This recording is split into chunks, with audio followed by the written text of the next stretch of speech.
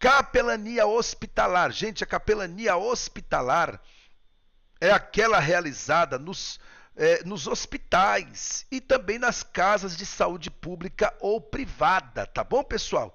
Ao visitarmos o enfermo, nós não podemos esquecer isso. Ao visitarmos o enfermo no hospital, é como se estivéssemos visitando o próprio Senhor Jesus. Foi Jesus Cristo que disse: estive enfermo e me visitastes, né? E sempre que o fizestes a um desses meus irmãos, mesmo dos mais pequeninos, a mim me fizestes. Tá certo? Então é importante você saber que no exercício da capelania nós estamos fazendo a obra de Deus e estamos fazendo como se para o próprio Jesus, tá? Porque ele disse: olha, o que vocês fizessem, o que vocês fazem a um dos meus pequeninos, a mim vocês estão fazendo, né? Então isso é muito importante, meus queridos irmãos. E é por isso que o curso de capelania ele está acontecendo. É para aperfeiçoar você, para cumprir essa missão. A missão também da capelania hospitalar. Gente, só quem está internado no hospital é que sabe o valor de uma visita. Ah, se vocês soubessem como uma pessoa dentro de um hospital recebe um capelão. Porque a pessoa está lá, às vezes desacreditada, às vezes com um diagnóstico médico terrível, às vezes é uma pessoa que o médico desenganou, sabe? Aquela pessoa está passando por alguns processos difíceis, enfrentando aquela enfermidade, entre eles, talvez um quadro de desespero, né? Por causa da notícia, do quadro clínico que chegou, né? Entre eles, talvez o desespero, talvez uma depressão, talvez uma ansiedade. E aí aquela pessoa está ali naquela situação, clamando por Jesus, pedindo misericórdia para Deus, e de repente chega um capelão no hospital. De repente chega uma capelã no hospital. Ah, meu querido irmão, aquela pessoa, ela recebe, quando ela vê aquele capelão chegando, ela diz: Deus lembrou de mim. Essa pessoa pensa isso: Deus lembrou de mim. Deus está enviando um missionário aqui, um capelão, uma missionária, uma capelã aqui, para que possa fazer a diferença na minha vida, para que possa despertar a minha fé. Deus lembrou de mim. E aí começa a nascer naquela pessoa uma esperança de sair daquela situação. Então, a visita dentro de um hospital só sabe quem passa. Por isso que eu quero até abrir um parênteses aqui, para dizer para você que está fazendo esse curso conosco, você também vai poder levar esse curso para a sua cidade. Você também pode ser um representante da Unicage, da Faculdade Facel, aí na sua cidade. Montar um polo nosso aí na sua cidade, né? Um polo em parceria com a Unicage, para você formar capelães e capelãs, formar sua equipe aí na sua cidade, né? Abençoar os obreiros da sua cidade, da sua região, e ainda ser remunerado por isso. Ah, pastor, eu quero ter um polo aqui na minha cidade. Faça o curso até o final, que você vai ficar sabendo como você vai fazer para ter um polo aí na sua cidade. Tá certo? Então isso é muito importante, tá bom? E nós vamos continuar aqui mostrando para vocês o que é a capelania hospitalar. Gente, o ministério da capelania hospitalar evangélica é a prática do amor por Cristo e pelo próximo. Isso é capelania hospitalar, é a prática do amor, é o serviço que visa dar assistência aos enfermos em vários estágios, nos diversos hospitais, visitando, auxiliando, evangelizando, confortando e ministrando os recursos da fé, da palavra de Deus. Tá certo? Nós temos na capelania hospitalar a missão de atuar nos hospitais, através de voluntários capacitados que levem o amor, o conforto, a esperança ao paciente, aos familiares e também aos profissionais de saúde, apresentando a fé cristã através do atendimento espiritual, emocional, social, recreativo, educacional, sem distinção, gente. Sem distinção de credo, raça, sexo ou classe social. Tá certo? Então, a capelania hospitalar, ela é a missão da igreja. A igreja foi colocada, você, meu querido irmão, que faz parte dessa igreja aí, essa igreja que você congrega, ela foi colocada aí nessa comunidade, nessa região, para influenciar esta comunidade, para ser uma fonte de bênção, de cura para essa comunidade. Né? Então é uma missão da igreja, é a missão que Deus deu para a igreja, a obra da evangelização também nos hospitais, tá bom, pessoal? E aí eu quero mostrar para vocês o impacto da fé sobre a saúde física e mental. Algumas pesquisas, né, científicas, elas têm sido publicadas, reafirmando o impacto da fé sobre a saúde física e mental de pessoas que têm fé e frequentam uma comunidade religiosa. Você sabia disso? Eu vou mostrar para vocês um pouco dessa pesquisa. Olha, nessa pesquisa, torna-se evidente que o grupo dos cristãos ocupa o centro das respostas favoráveis. O que nos faz lembrar que muito além da fé, na fé, essas pessoas têm em Cristo a resposta para as suas vidas, sendo ajudados e sustentados por eles em todos os momentos. O Dr. Harold, que é psiquiatra e geriatra e pesquisador da Universidade de Duke, nos Estados Unidos, ele conclui no seu livro que as pessoas que têm fé em Deus e frequentam regularmente uma igreja e cultivam um bom relacionamento com Deus, apresentam os seguintes resultados. Primeiro, olha só os resultados. Gente, escute bem, escuta isso aqui. Eu quero mostrar para vocês os resultados de quem tem estímulo na fé quando está passando pelo processo de enfermidade. Olha os resultados de quem tem a sua fé estimulada quando está internado dentro de um hospital. Primeiro, isso aqui é uma pesquisa que está mostrando isso. Primeiro, melhor engajamento ao tratamento médico. Melhor aceitação ao tempo de hospitalização.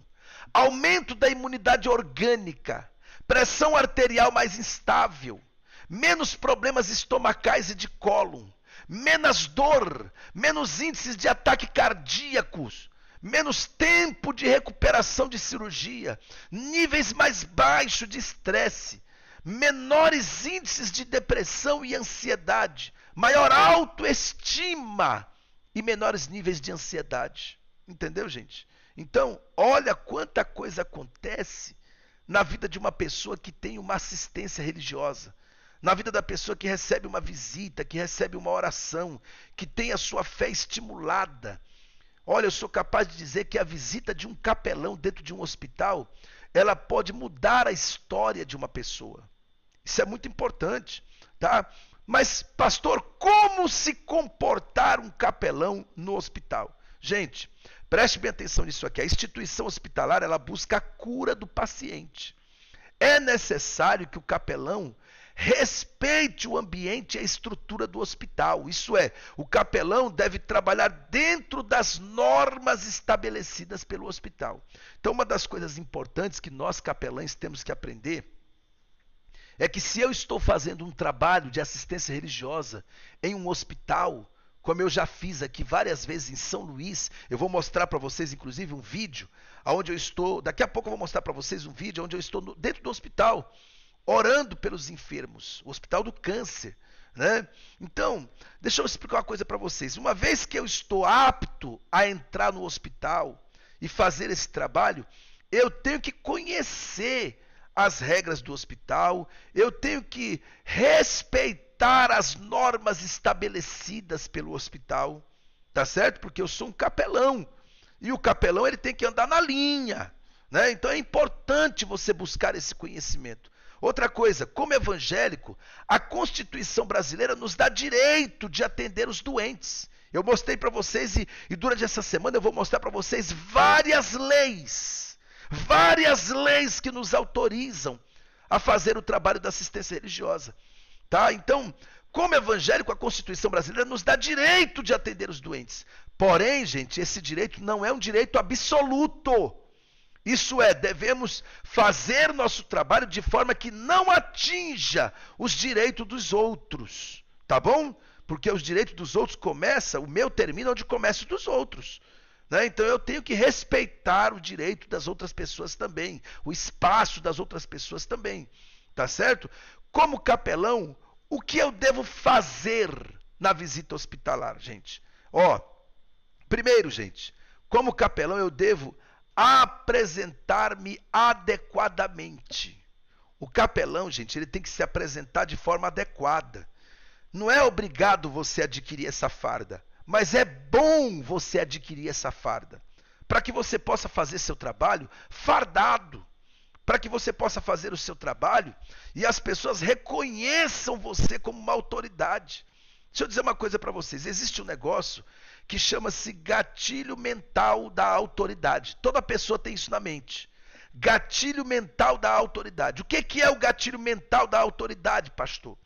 Olha, se você, vou dar um exemplo para você, se você está passando numa avenida, de repente tem um acidente de moto ali, o motoqueiro está caído no chão, você desce do seu carro com a sua roupa normal do seu dia a dia, essa roupa que você está usando aí, normal do dia a dia, né? E aí você vai dizer que você é um capelão, pede espaço lá para o pessoal, pede para chamar o SAMU, muita gente não vai dar ouvido para você. Agora, se você desce do seu carro com uma farda como essa aqui, se você vai no hospital e você apresenta sua documentação daqui do instituto, você é muito bem recebido. Mas se você apresenta a documentação e ainda com uma farda dessa aqui, meu irmão, destrava na hora o gatilho mental na mente das pessoas. Elas vão reconhecer você como uma autoridade. Lá no acidente de moto, elas vão se afastar, elas vão te obedecer. Elas vão abrir o espaço para você atuar, para você prestar os primeiros socorros ali. Por quê? Sabe por que elas vão fazer isso? Porque elas entenderam que você é uma autoridade. Destravou o gatilho mental da autoridade. No hospital a mesma coisa. No presídio a mesma coisa. Por isso que nós capelães, nós temos a camisa polo. E essa camisa polo nós usamos para fazer o trabalho nos presídios. Quando eu vou ao comando geral da Polícia Militar, eu vou com essa farda aqui, ou vou com a túnica que eu estava ontem. Sabe por quê? Porque quando eu chego lá, imediatamente eles me reconhecem como uma autoridade. Né? Porque o capelão, ele é uma autoridade na área que ele escolheu se formar. Na área que ele escolheu atuar. Que é o trabalho da assistência religiosa. Entendeu? Então, quando eu chego lá, ele já percebe que está chegando ali uma pessoa preparada para fazer aquela função. Isso é muito importante. Eu me lembro quando o presidente Jair Bolsonaro veio aqui em São Luís, quando ele era presidente, e eu fui com uma comitiva de pastores da nossa convenção, fui convidado para ir recepcioná-lo. E quando eu cheguei lá, todos os militares que estavam lá batiam continência para mim. Todos os militares do exército brasileiro que estavam lá, onde eu passava, batia continência para mim. Quando foi passar na revista, tinha uma revista lá para você passar, aonde ele ia chegar, todos os pastores foram revistados. E eu estava de farda, eu estava fardado.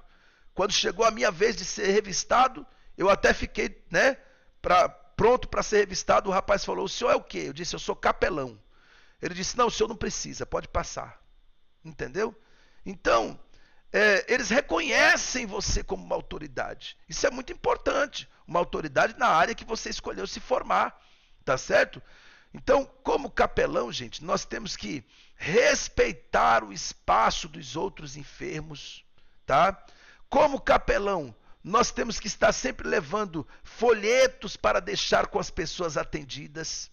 Como capelão, nós temos que obedecer às normas estabelecidas pelos hospitais em nossas visitas e lembrar que o paciente também tem as suas necessidades.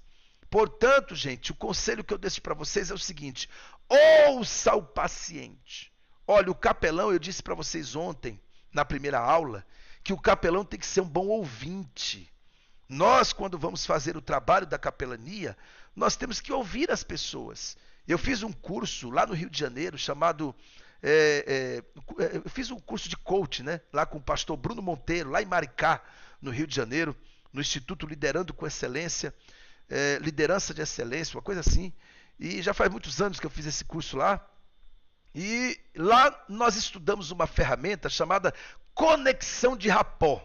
O que é a conexão de rapport? É quando você ouve a pessoa, se conecta com o problema daquela pessoa, a ponto da pessoa perceber que você está sentindo um pouco da sua dor, né? Isso aqui é uma coisa, é uma ferramenta impressionante, porque às vezes você visita uma pessoa no hospital e há doenças que não serão curadas, há outras que você vai orar e Jesus vai curar, há outras que é para a morte.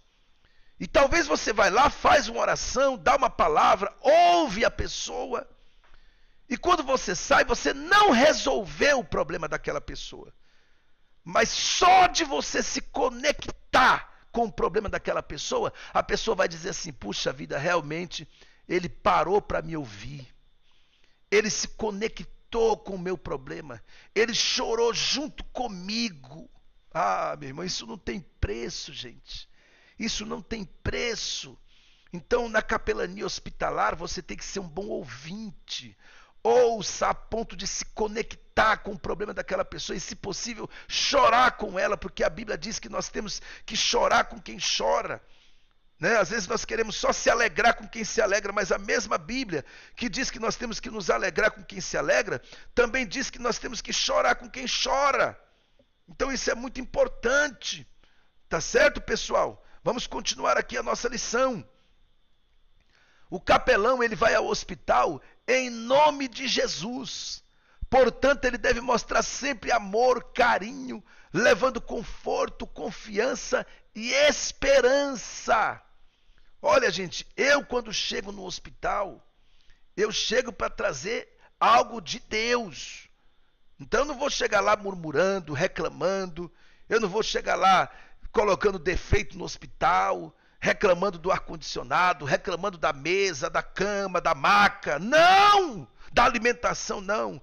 Eu vou trazer uma palavra de fé, de esperança, de conforto. Eu vou trazer a verdade que liberta. Se é para falar a verdade, eu falo a verdade, mas eu falo em amor. Viu? E aí sabe o que acontece? Aquela pessoa, ela vai sentir o toque do Espírito Santo. Ela vai sentir a presença de Deus, a fé dela vai ser restaurada, renovada. Se ela estava afastada, ela vai se reconciliar com Cristo. Olha, deixa eu contar aqui uma experiência para vocês. Eu outro dia fui aqui orar por uma pessoa que a esposa de um juiz pediu que eu fosse lá orar, por uma pessoa que estava internada no hospital, aqui em São Luís, e essa pessoa veio do interior do estado, e ela estava internada aqui, em São Luís, e eu fui lá orar por essa pessoa no hospital, e quando eu cheguei lá, tinha duas pessoas no mesmo quarto, acompanhando ela, e eu fiz uma oração ali, preguei o evangelho, falei de Jesus para aquela senhora, perguntei se ela queria entregar a vida dela para Jesus, se ela queria confessar Jesus como Salvador. Ela disse que não queria, né?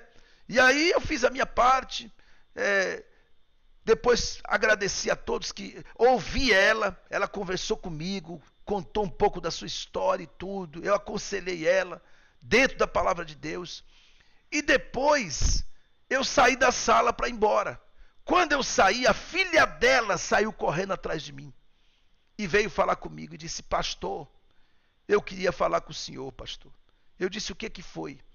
Ela disse assim: olha, eu estava ouvindo a palavra do Senhor, que o Senhor ministrou lá para minha mãe, e eu fui muito tocada, pastor, por Deus. E eu quero entregar a minha vida para Jesus. Eu quero confessar Jesus como Salvador da minha alma, pastor. Pastor, eu estou no fundo do poço. Ah, pastor, o senhor não sabe, mas eu tenho relacionamento com um homem casado. E esse homem vive atrás de mim, ele é casado, ele é pai de filhos, mas ele vive atrás de mim. E eu preciso que Jesus me liberta desse mal. E aí ela foi, começou a chorar no corredor do hospital e entregou a vida dela para Jesus. E eu disse para ela: Jesus vai te libertar desse mal, porque ele tem poder para libertar. Jesus vai arrancar esse homem do seu caminho. E Jesus fez uma grande obra na vida daquela mulher. Então, gente, no hospital, nós trazemos a verdade. Sabe por que ela foi lá correndo atrás de mim? Porque eu disse para as pessoas que se a pessoa viver uma vida de pecado e ela não se arrepender, ela não vai para o céu. Ela não vai morar com Jesus. Se ela vive uma vida de pecado e ela não se arrepende, ela não confessa e deixa os seus pecados, né? Vive como se nada tivesse acontecendo, caminhando a passos largos para uma vida de condenação eterna, não vai para o céu. E aí ela escutou aquela palavra. Ela foi atrás de mim, ela disse: pastor, eu não quero ir para o inferno, eu quero ir para o céu. Por isso eu estou confessando aqui o meu pecado, e eu quero deixar esse pecado, e eu quero entregar minha vida para Jesus. Então, gente, o capelão ele tem essa função de levar a verdade, mesmo em amor, mas falar a verdade, né?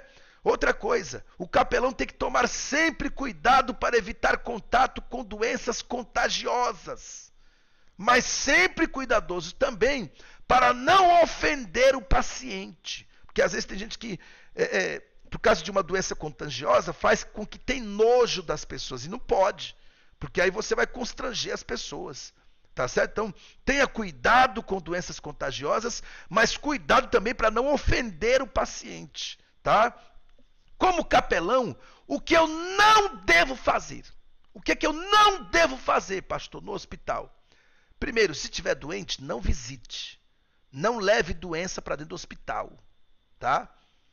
Lá já é um lugar complexo, então não leve doença para o hospital. Está doente, está gripado, está com problema de saúde sério, não visite, tá? Espere se curar primeiro.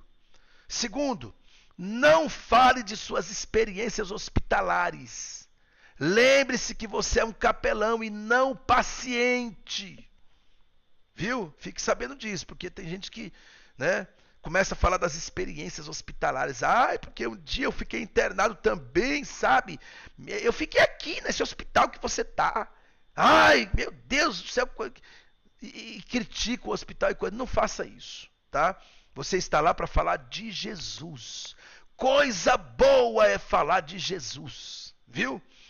Outra coisa, não critique o hospital ou questione o diagnóstico ou tratamento médico. Lembre-se, você é capelão e não médico. Tem gente que só falta substituir o médico no hospital. Chega lá, começa a falar coisa. Porque esse médico é isso, porque esse hospital é isso, e esse remédio aí? Vixe, olha, fulano tomou esse remédio aí, quase morreu. Né? Não pode fazer uma coisa dessa, viu? Não questione, não critique. Outra coisa, não deite no leito do paciente. Não deite no leito do paciente. O leito é dele, não seu. Tá? Não entre em quartos de enfermarias sem antes bater na porta, viu? Porque às vezes está tendo um procedimento lá, você entra com tudo, não pode, tem que bater na porta primeiro. Não prometa curas em nome de Deus. Você só pode prometer cura se Deus mandou. Se Deus não mandou, ore com fé. Olha, eu vou orar por você com muita fé. Eu vou unir minha fé com a sua. E meu Jesus tem poder de curar você. Mas não precisa ficar prometendo, né? A não ser que Deus mandou. Se Deus mandou é outra coisa. Porque tem gente que sai prometendo cura e tem gente que vai sair do hospital curado. Tem gente que não. Porque tem enfermidade que é para a morte. Então, não adianta sair prometendo cura para todo mundo fora da direção do Espírito Santo. Só se o Espírito Santo te direcionar. Aí é outra coisa. Tá certo? Não fale em tom alto ou baixo demais. Procure falar em um tom normal dentro de um hospital, tá? Outra coisa, não comente com o paciente as informações colhidas com outro paciente. Isso provoca falta de credibilidade. Capelão não pode ser fofoqueiro. Viu? Tem muita gente que gosta de fofoquinha. Aí pega um comentário aqui numa maca, aí leva lá para outra maca, aí fica aquela coisa. Quando ele sai da sala, aí os pacientes começam a conversar um com o outro e diz assim: rapaz, esse aí é um fofoqueiro. Sabe o que ele me falou de você?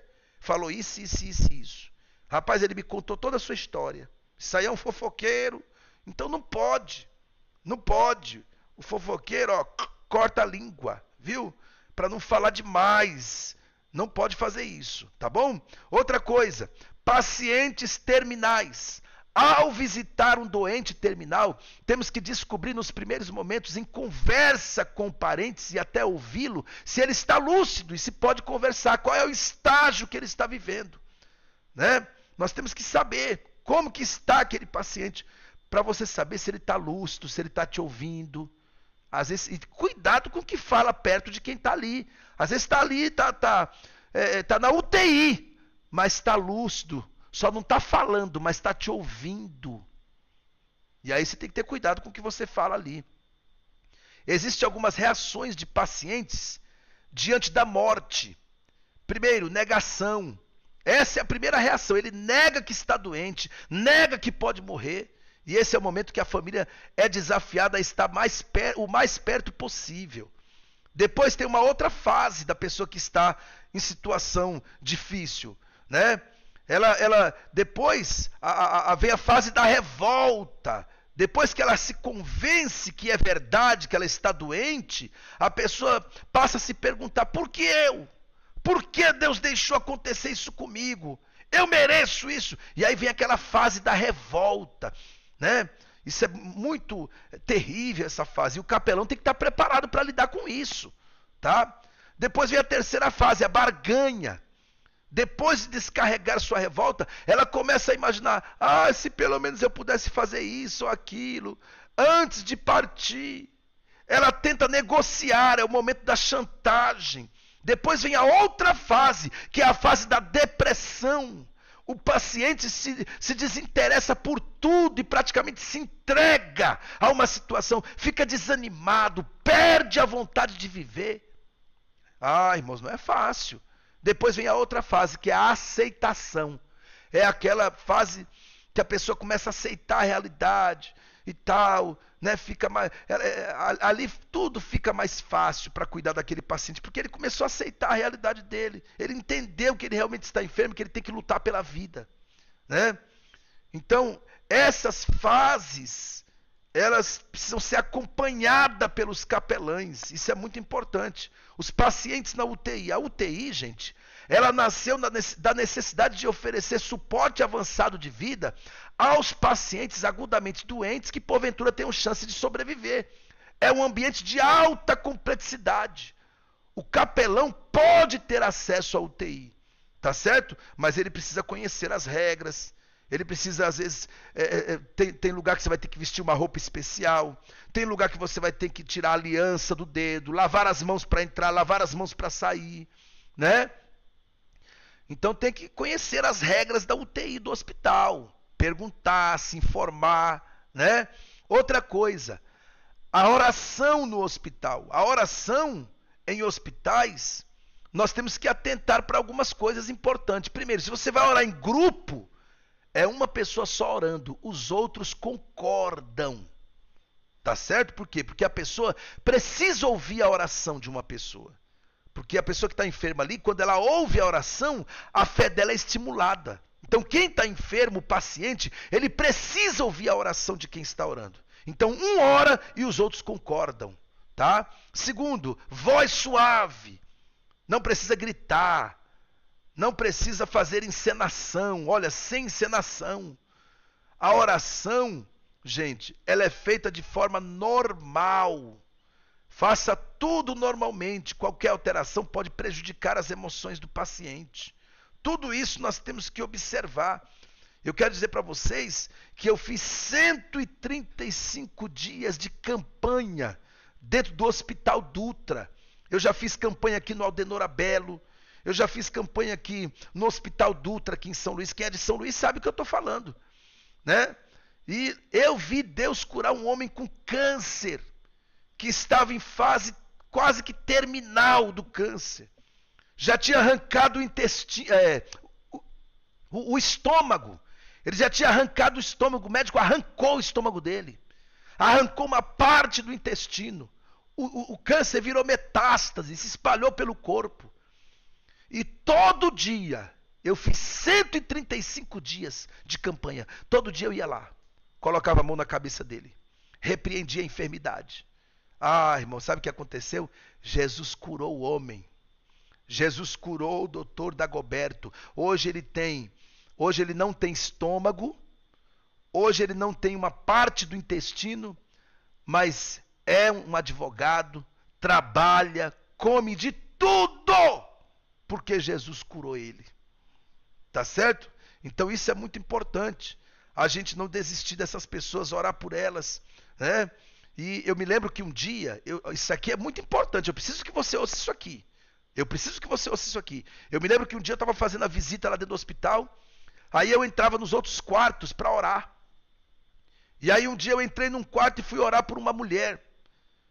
E, aliás, eu orei por todo mundo, tinha 6 ou 7 pessoas naquele quarto, nas macas. E eu orei por todo mundo lá. E uma mulher perguntou para mim, o senhor é pastor? Eu disse sim.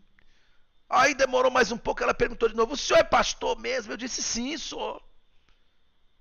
Aí eu disse, por que a senhora está perguntando? Ela disse, não, porque eu estou aqui há 4 meses. É a primeira vez que eu vejo um pastor orando aqui dentro desse hospital. Pastor não vem aqui orar, de jeito nenhum. A mulher se espantou quando ela descobriu que eu era pastor.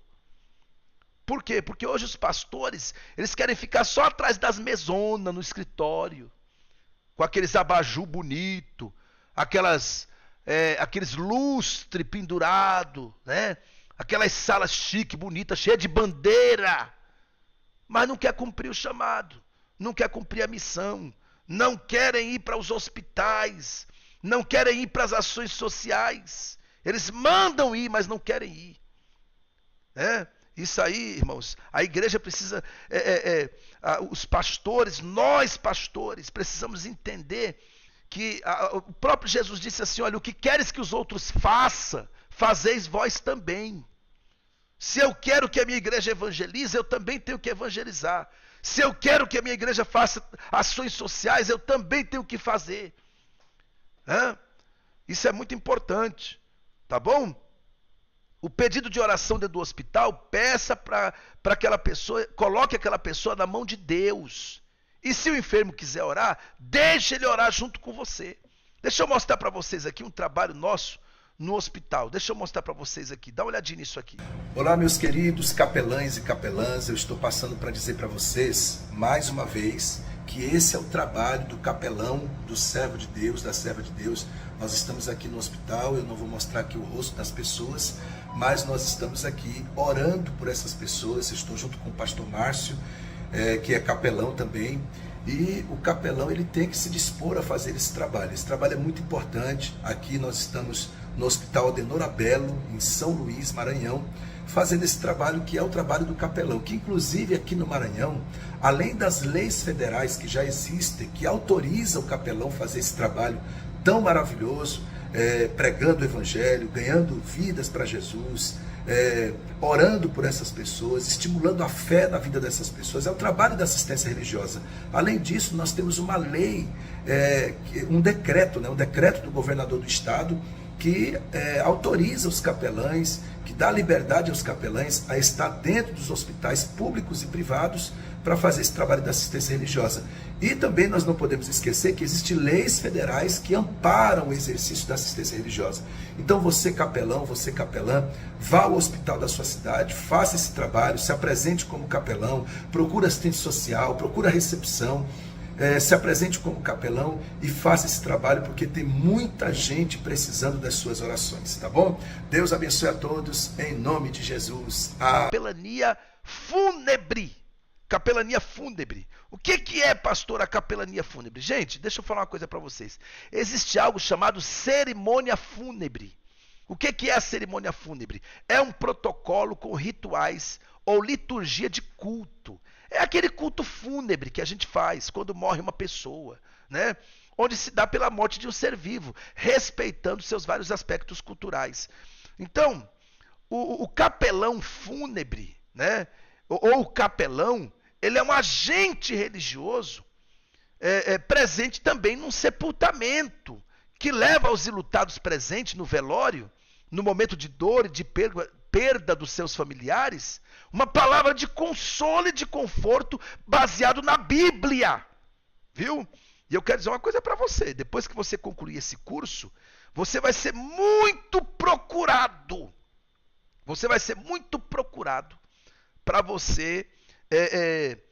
você fazer cultos fúnebres. Você sabia disso?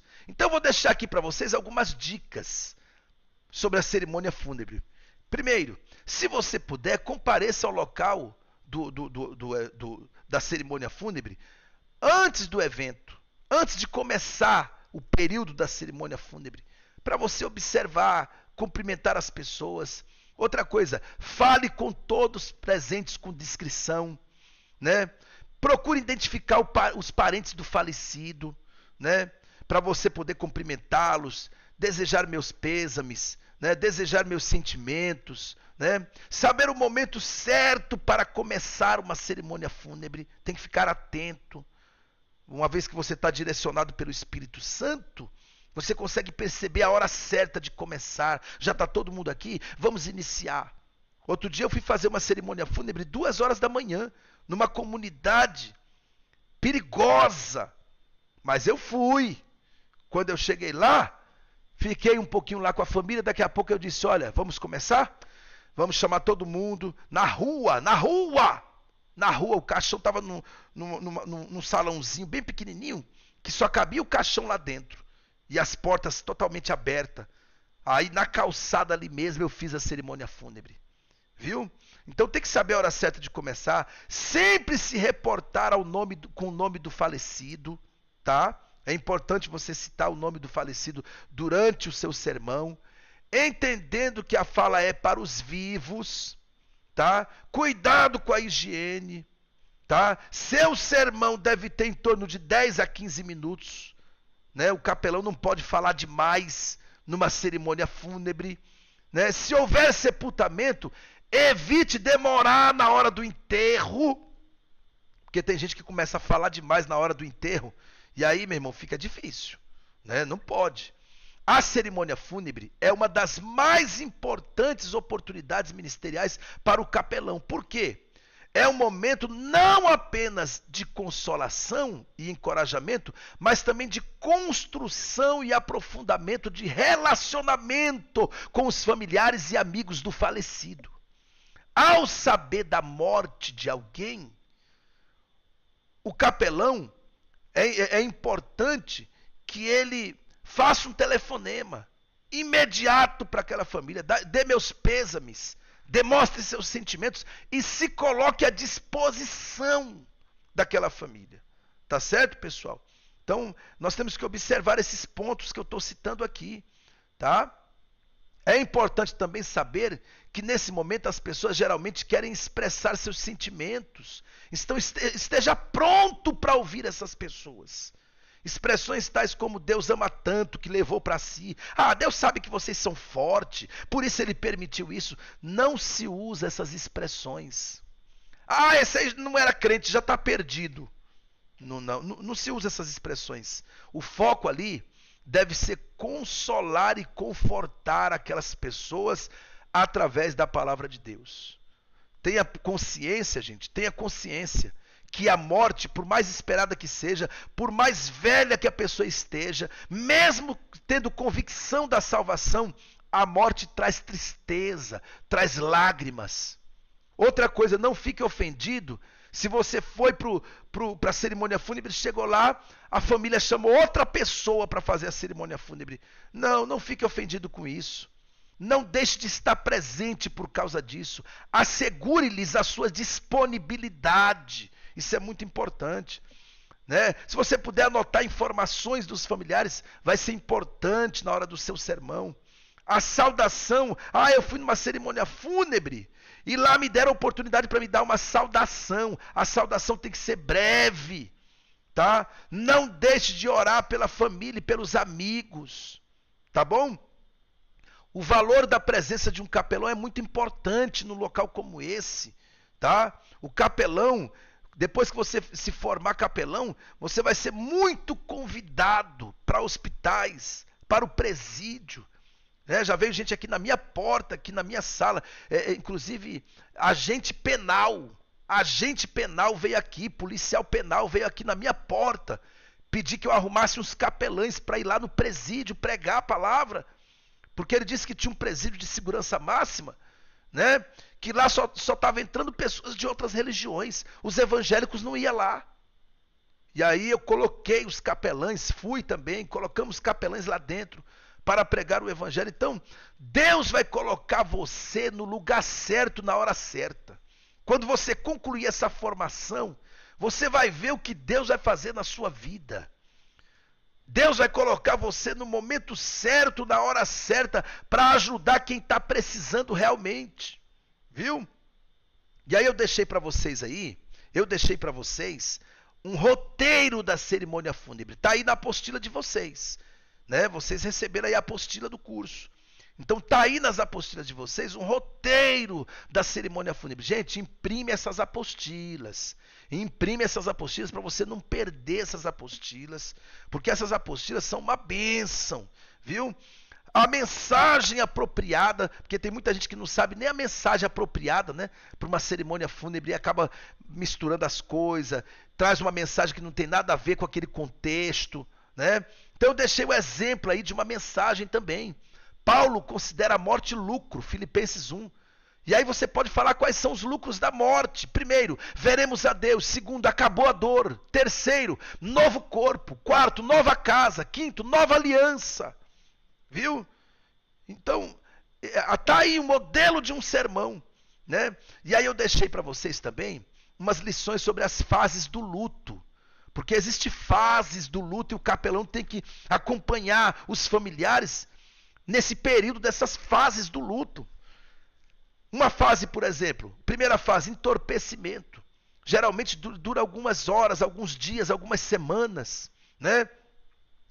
E nesse caso, dessa fase do entorpecimento, né, a pessoa não se dá conta ainda da realidade. Depois vem a outra fase, que é o anseio e a busca pela pessoa perdida. As pessoas começam a procurar dentro de casa aquele ente querido. Gente, eu passei por isso. Eu fiquei viúvo em 2013. A minha primeira esposa faleceu.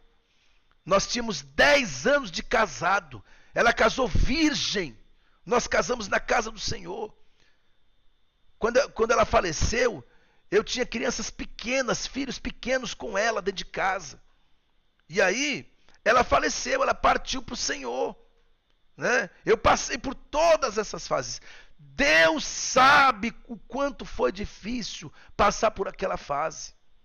Mas Jesus me deu graça, Jesus me sustentou. Eu fiquei 3 anos e meio viúvo e depois me casei novamente. Inclusive hoje eu estou completando 8 anos de casado. Hoje é o dia que eu estou completando 8 anos de casado desse segundo casamento, porque o primeiro, a primeira esposa faleceu. Né? Então eu passei por toda essa fase. Ela teve um derrame cerebral e ela faleceu. Ela teve morte cerebral. Viu? Então, olha, depois vem a terceira fase, que é a desorganização. Eu passei por isso. Quando você pensa que não, as contas estão atrasando, você já não consegue mais trabalhar, né? Você se pega chorando nos cantos, sem ninguém ver. Ah, meu irmão, só Deus sabe. Né? Aí depois vem a quarta fase do luto, que é a reorganização. É quando você diz assim, rapaz, eu tenho que me levantar. Eu tenho que dar a volta por cima. Não posso mais ficar assim. Não, eu vou vencer essa batalha. Ah, irmão, isso aí não é fácil. Não é fácil. E eu passei por isso, eu sei o que eu estou falando. Tá certo, pessoal? Então, enfim, você deve lembrar que o cuidado, né, como capelão, não termina no culto fúnebre. O seu cuidado continua e é importante fazer visita aos familiares, acompanhando o processo de recuperação. Né? O seu cuidado amoroso pode ser o que faltava para levar aquela família e amigos